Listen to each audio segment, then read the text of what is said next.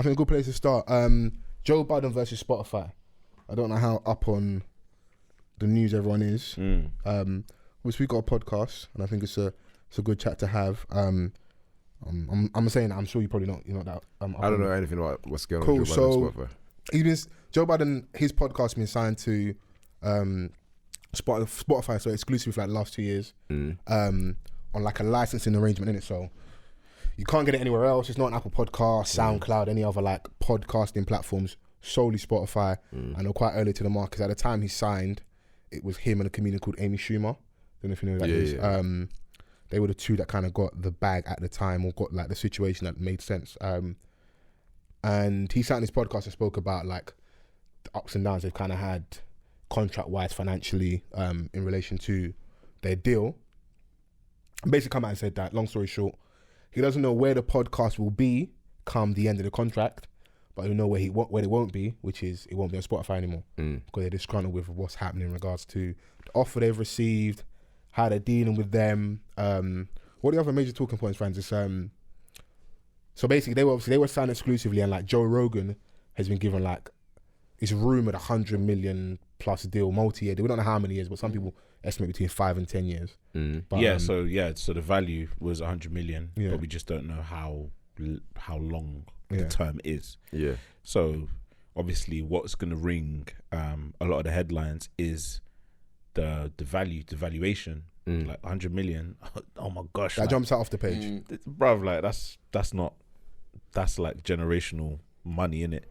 So you're thinking, all right, cool. So Joe Budden, they were sort of like the pioneers of exclusive rights to Spotify at the time, right? And I don't know the stipulations of the deal too much, but I just know that recently he's alluded to the fact that they're leaving Spotify because negotiations have fallen. So obviously he's probably in these rooms fighting the fight, trying to get a certain deal for the podcast, with adding what they've brought to Spotify as far as podcasting goes. In a space of 500,000 podcasts, you've been number one for 2 years straight. No one's knocked you off your perch. And he's seeing all these other guys getting all these crazy deals. So he's thinking podcast, something like 50 plus mil. Yeah, so he's like, what we're doing here, like, is impactful, and all of us in this room need to eat, basically. I think he was just trying to chase a specific number. I don't know what number it was in his head, and let's not get it twisted. They're getting money over there, but they just want that bag. I don't think it's just the money. I think it's because he said that they and like it's more the situation being right. He said that they offered him more money than he's ever been offered in his entire life. Yeah, and I like the fact he's honest. He admitted that like it didn't take him long to say no, but he did have to sit down and think, even though I'm saying no to this, what does it mean for everybody else? Yes. Yeah, because there's implications for them. Yeah, you know, it's honourable like on this part, because obviously, yes, it is called the Joe Budden podcast. Yes, he is the face, but it's not just him alone. Like, there's so many contributors to that podcast. Obviously, he's got his co-hosts, Rory Mile, Parks, but then you got Erickson, Savon, sound guys, camera guys, like all the guys camera guys, like, just to make it sustainable, like, or just to keep it at a certain level that it is. The audio is always going to come correct. The video aspect comes correct, because there's a split in the type of consumer that they have. So you're either watching them on YouTube or you're listening directly via Spotify. So I think they're one of the few podcasts that like they cross over quite well. They get both. Like, I know a lot of people that listen to the podcast in full, even if it's 2.5 hours, and go and watch the same episode back on YouTube. And in theory, them man are going platinum every week for Spotify. Do you know what I'm saying? So it's like, all right, cool, man. Like, yes, the bag is an integral part of my fight here, but at the same time, we want you to acknowledge what we are doing here. But in acknowledging that, though, from a business perspective, not saying this is right, if I then acknowledge how much impact you've had, I've then got to pay you accordingly, innit? So you said that they've been number one for like how many? Best part of 2 years. I've noticed from what he said, and when I've actually gone to look like over the last few months, they started to slip further down. So like 8th or 9th, and sometimes they won't be in the top 10 for overall podcasts, but it'll be like 10 on hip hop, which they do in mainstream music, where it's like you're number one in urban. Yeah. So you can go and get the Rated Award and the Mobile Award, but at the Brit Awards, you're sat in the car park watching it on the big screen. That's how they do it, man. So, but I feel like it's a weird one because obviously, I think for us, we're not just fans, listeners. We podcast also. I feel like we're privy to a bit more information, and sometimes I can kind of cut through the BS a little bit. So I feel like the overwhelming response when Joe dropped this was like, yeah, it's sick for the creatives. Joe's always sticking it to the man, telling the truth. And I hear that, but a little bit of me looks at some of the inaccuracies. Like I was saying to Vans before we started recording, and we made different opinion on this, is that he says, when maybe he was speaking emotionally, that, I designed my deal. I helped design my deal. And he says with conviction, the bass, all the energy you get from Joe Budden. And that can just be spicy talk for the podcast. I know what it's like to talk spicy on a podcast. But when you tell me that, and then you then get further in the conversation, and I hear you talking about we couldn't take time off when we had no holidays. You told me you designed your deal. Because what I like is consistent energy in it. Because a lot of people were, when the styling situation happened, everyone had a lot to say about her contract situation, or you signed it. We spoke with J King was on months ago about the whole May situation. The harsher critique is more you signed it. Can some of that energy still be given here to a Joe Budden? There's more information to give you as well. Just like I'm just absorbing right now, kind of. Like, if you tell me you helped design your deal, and you didn't factor any holidays in, and I look around, and this is my belief here, I feel like all those conversations that are being had, it's not Joe, Rory, and Mal in the meeting room. It's just Joe and maybe his lawyer and his guy. Yeah, Joe. And I think sometimes that might be a little bit where the problem is as well, because he talks a lot about like being robbed his entire music career. We hear the when he's describing all that like everyday struggle and complex whatever, and the legitimate gripes. You now over here at this situation, like I said, perception, this could be wrong, but you had this situation and we feel like, okay, cool, you've got the one that works for you. You've now got the deal that makes sense for you and your guys.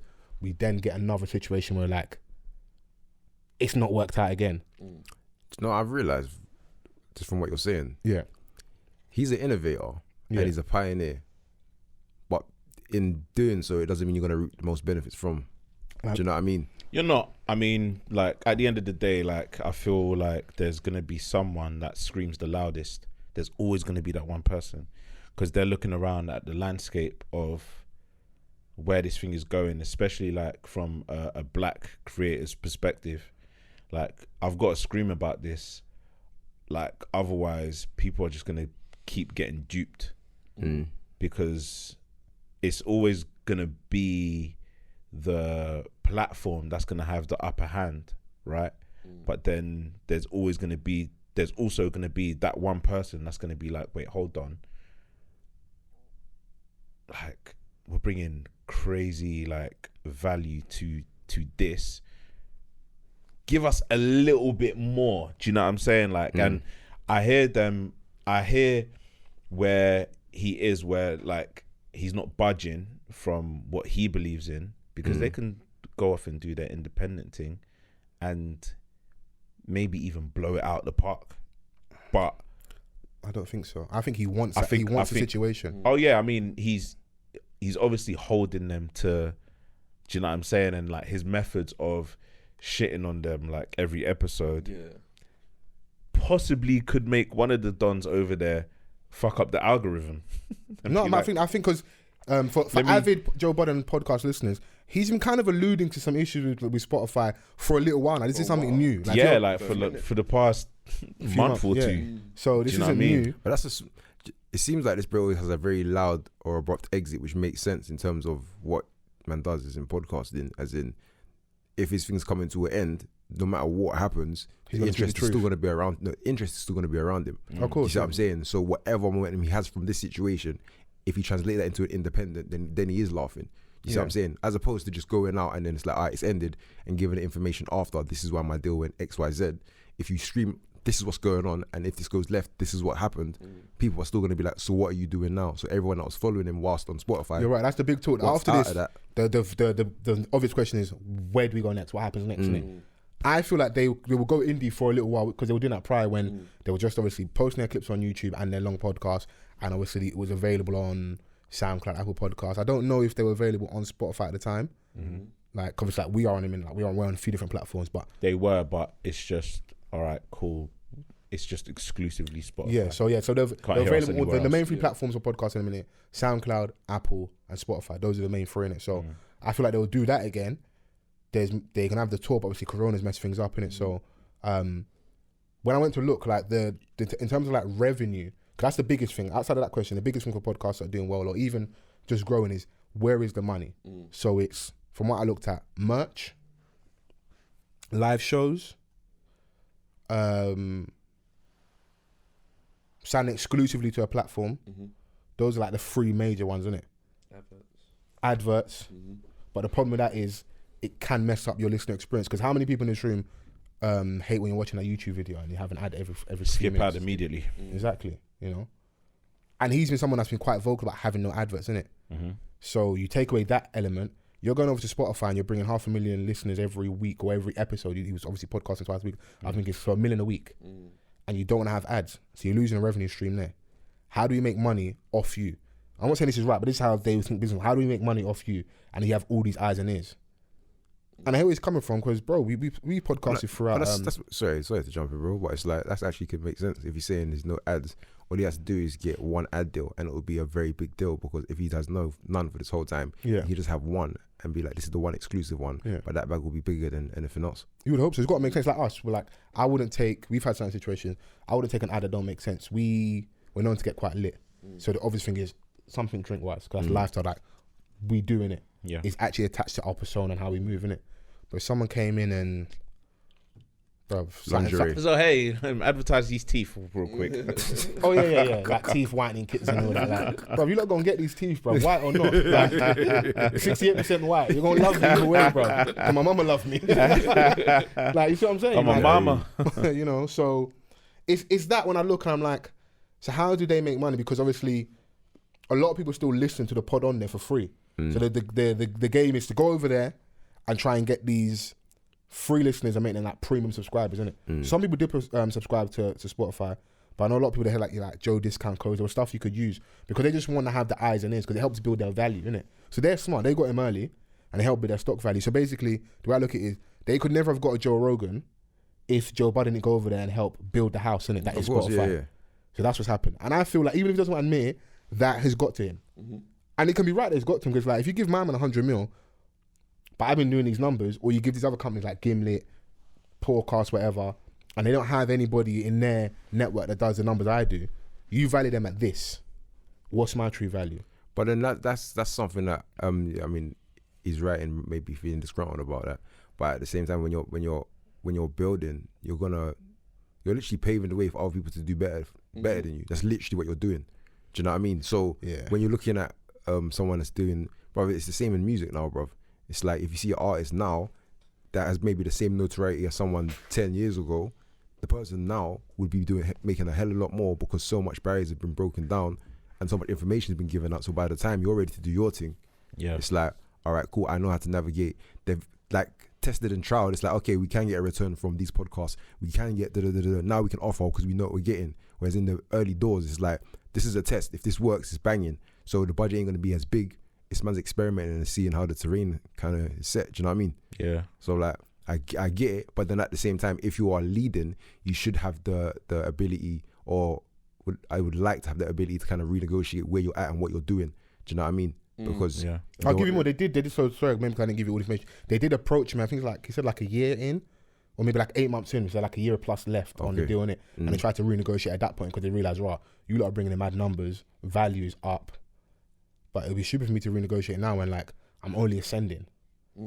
Let this thing ride out. So that's what his thing. And then they did then approach him again, and what they basically offered when he was talking about like the stupid amount of money that's like he's never been offered before. Yeah. The figure was crazy, but what you wanted for it was mad. So like 50% of everything, like all that side stuff they do. Like he's got his own interview platform called The Pull Up. All the extra stuff to do outside the podcast. They wanted all of everything. Let's say Moore has a show, Rory's got whatever album, whatever. Like they wanted a piece of everything, content, the whole lot in it. And he's got 400, 500 plus videos on his YouTube channel. They wanted to like go back and add ads to all of that. So when he said that, I can understand why Manny would say no. But for him to say no is because he's in a comfortable position. That's where the kind of like. I think you kind of at crossroads because his guys aren't in his position. Not saying the man are broke, but they're not in Joe Budden's position to be able to say no like that. And I get it because at the end of the day, we have to have some level of like, I don't know if it's integrity or just be able to be like, I'm gonna turn down this 100 bags if it means that in 20 years' time you're gonna need a kidney from me or something like something mad. Like, the 100 bags is good now. It's like us last year. We'll talk even on our level, yeah. So we had an amazing live show. The reception from it was great. It was our busiest one, and from the reception that I got personally was like our best one, innit? We spoke to companies, I won't throw anyone under the bus, but like they wanted to collaborate with us on the day, but what they actually wanted from us in terms of like a viewing experience would have been shit. We'd had to have stalls in there, we'd had to do an ad at the start, something in the middle, something at the end, and then the monetary value wasn't even crazy. Obviously, I at the time said was like contemplating because it was Christmas, innit? Drip will drown, baby. Vans was on a noting early. Early. It was me. I was hitting him. I was like, "What do you reckon, bro? what do you think, Carl? Like, if they can add an extra couple bills on top, yeah, I'm on it." Yeah, and like, I mean, yes, you want to kind of like because everyone's building something in it, and I have no issues with people on that path or that journey because this is what we're doing here. But at the same time, it's like I was like, yo, Fols, like we've put way too much into this for this deal to even be possible. Do you know what I mean? Yes, I do want to help another brand that are building just as we are, but do you know what I mean? Because like when it comes to audio, this shit sticks because like as we're building, we're still accumulating new listeners. And these are people that may start from episodes from 52 weeks ago. Facts. And their thing is still going to be on there. Yeah. We're not going to remove it. I didn't say that. They wanted ads on the podcast as well. Do you know what I'm saying? Like, so on the live show and on the pod. So like, people are going to know about your company if they started listening to us today and the ad was from 6 months ago. It's always going to be etched there. So then it's going to bring people like, you know, towards your company forever, essentially. Do you know what I mean? Like, so I was like, come on, man, we need to renegotiate, or you need to give us a little bit more. Otherwise, I'm not on it. Because like, for my thing is that we have to start as we mean to go on, innit? And what I allow, it will just continue that way. Yeah, the talk in the community will be that's their man's price. Obviously, I was thinking about the Fendi at the time, innit? So you know, but Vans had to reel me in. But it's good that like we have that because it wasn't even crazy or life changing money. It was just like it would have been nice. Yeah, you know, do you know what I mean? Christmas Like, is coming up. You know, nice I'm trying to buy this lamb shoulder for the house, you know, and some young slur. You know? But I think like from Joe Budden's perspective in what he was saying, which is also important, is about how when we drop an episode, for example, it's broken down into how numbers are calculated. So from Spotify's perspective, you've got starts, streams, listeners, So starts means it's measured when a Spotify user listens to 0 seconds or more of any episodes in your catalog. With streams, is measured when a Spotify user listens to 60 seconds or more of any episode in your catalog. And listeners measures the number of unique Spotify users who started an episode in your catalog. So essentially it's like, yes, you've clicked play, but how long are you listening for? So then you start seeing like the numbers are kind of like disjointed sometimes, but he's saying that we do the same numbers from the moment they press play even into the second hour. Because you know how like you can listen to a podcast and then stop listening to it and then go back onto it another day.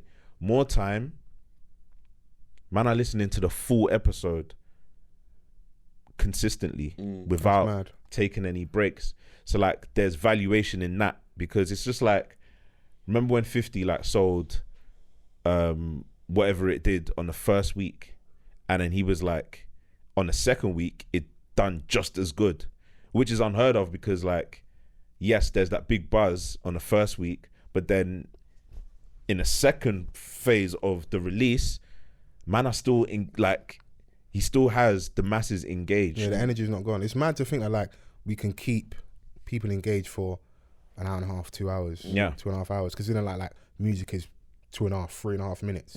Yeah. So that's where I'm sort of talking like that. That's where companies look at, there's money there, because you're keeping someone on our platform for 2.5, 3 hours. How do we value this? And the problem is, I think, is like what Vans is saying, is that the people that are valuing it are the same people you're asking for permission from. So Spotify valuing it. We spoke, and I think it's it might have been called an Apple a Day, one of like our early episodes. We spoke about streaming platforms, Spotify, Apple at the time, Pandora, and just about like how much streams is worth. Brothers, the game is rigged, bro. It's like super. What's that? 1,500 streams is a sale. Yeah. In music terms, isn't it? And think about like how much content podcasts. Let's not even leave Joe Budden at this. Our level are giving out. Some people go weekly, like twice a week, bi-weekly, whatever. All these different platforms. It's a lot of streams, bro. If I was to break down our numbers even across like a month, a year, that's a lot of numbers, bro. It is. Like, and you just got to think about, I think once you get to a certain level, obviously you're trying to renegotiate. You're sitting with these people. They'll be like, all right, cool. So, you know, how do you expect for this to work? I think there were, he alluded to the fact that they were offered like some watches. Yeah, that's mad. They asked them, like, if we can get you watches. Their man as obviously, a bonus. Their man obviously said, yeah, they gave him their watch selection. They're like, you know what, yeah, like can we just like scale down from Rolex to Cartier? Like, it's too much.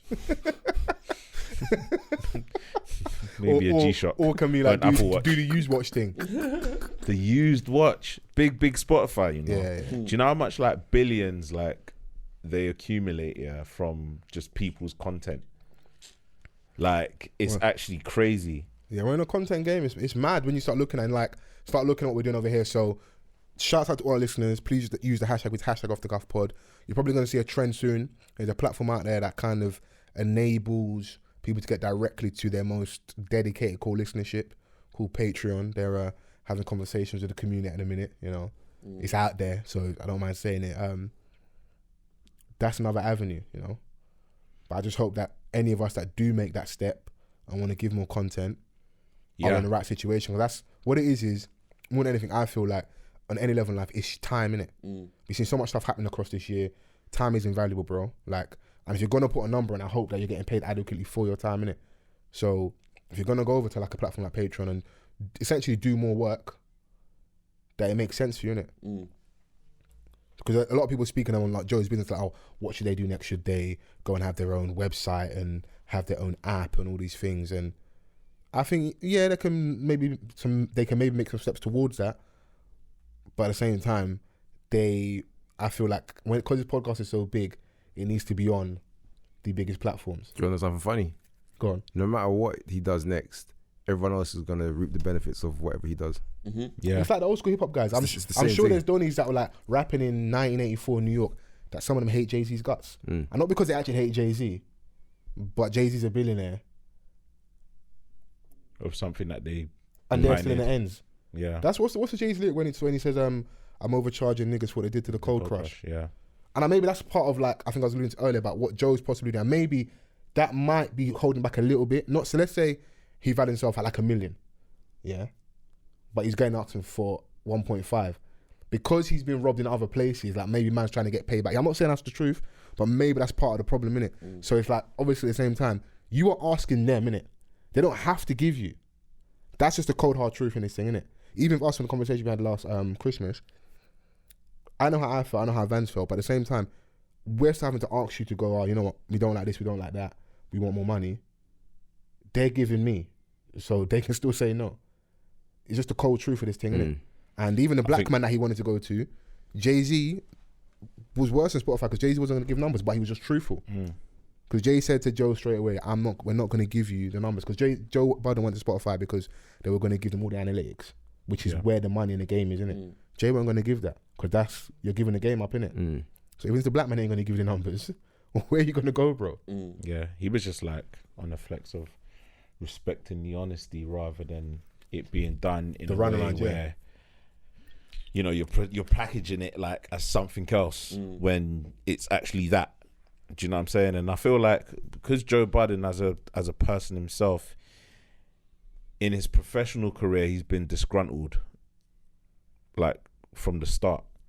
You know, like he felt that his dealings as a recording artist was, you know, unjust. But at this very moment, Joe Budden has the strongest voice that he's ever had in his professional career. His value's mad high. His value's mad high. When he speaks, people listen, innit? And it just so happens that when he was in the music industry, that wasn't the case. Do you know what I'm saying? He had like a core niche fan base. You man weren't feeling Pump It Up, no? What records Pump It Up? No, Joe Budden was cold, fam. Like I mean, I can't deny, you know, his ability. But as far as hits goes, he didn't have much. And Pump It Up is probably the most memorable one. Pump It Up, what's the one with Marcus Houston? Oh, Clubbing. But it's got my man on the backing vocals of it, so we can't rock with it. Yeah. I mean, he wrote and produced the song.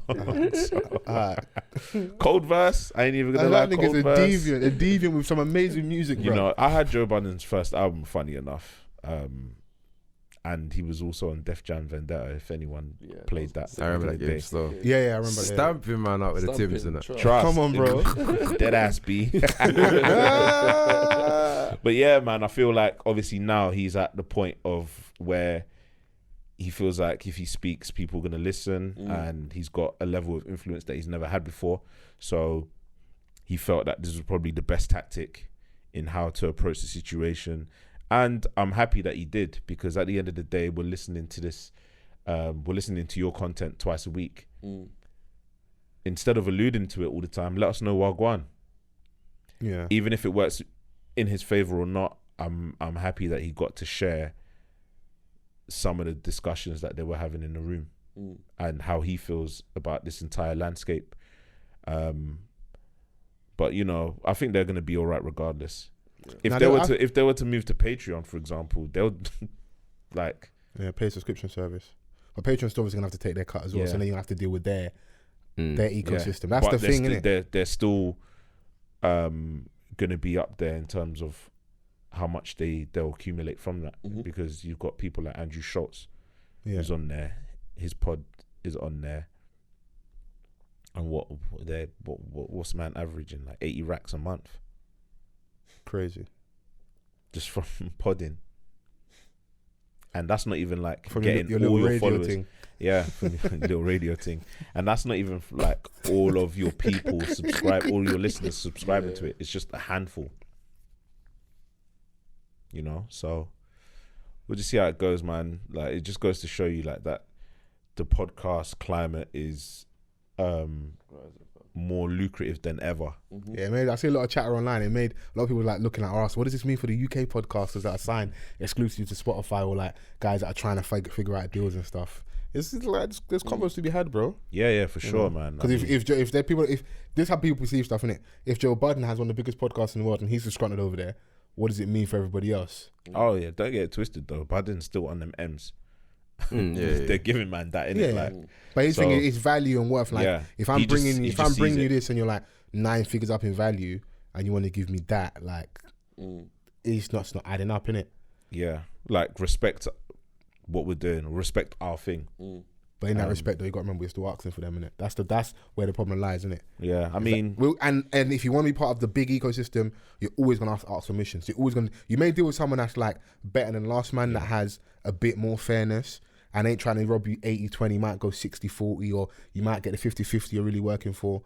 But then you're still having to ask. Yeah, but that just goes with everything, innit? Like whatever platform, job, whatever. Yeah. And there's this underestimated saying that you don't ask, you don't get. And bro, there's legitimacy in that. Do you know what I'm saying? If I'm bringing you something, I should be able to ask. If I'm overachieving at work, I should be able to ask for a pay rise.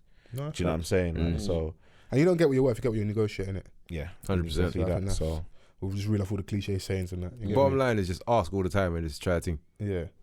yeah, it's like, do you know what? Yeah, like sit in the rooms with these people and ask questions, bruv. Or Rob, you know. There's always other options. Whoa, than that. Rob this England. Rob this England. You know what it is? Listeners out there, let us know if you'd like to see us on platforms like Patreon. If you think that would be a good fit for us. I just want to kind of get some feedback and stuff. At the end of the day, it's got to make sense for everyone involved. And if you want to see more exclusive content, if there's more that we can give you, it'll definitely be at least something to consider, innit? You know, because I've seen podcasts in the community. I'm seeing other podcasts talking about it, and I think they're quite new over here. So they're grabbing the blacks and the popping people in the urban scene. So you know. Also, shout outs to people that continuously at us when people are looking at podcasts for whatever reason. If it's just a regular person wanting to listen to a new podcast and you're directing them over to Off the Cuff, salute you. If it's a company that are asking about looking at different podcasts or any other platform and you at us, thank you, because you don't have to, innit?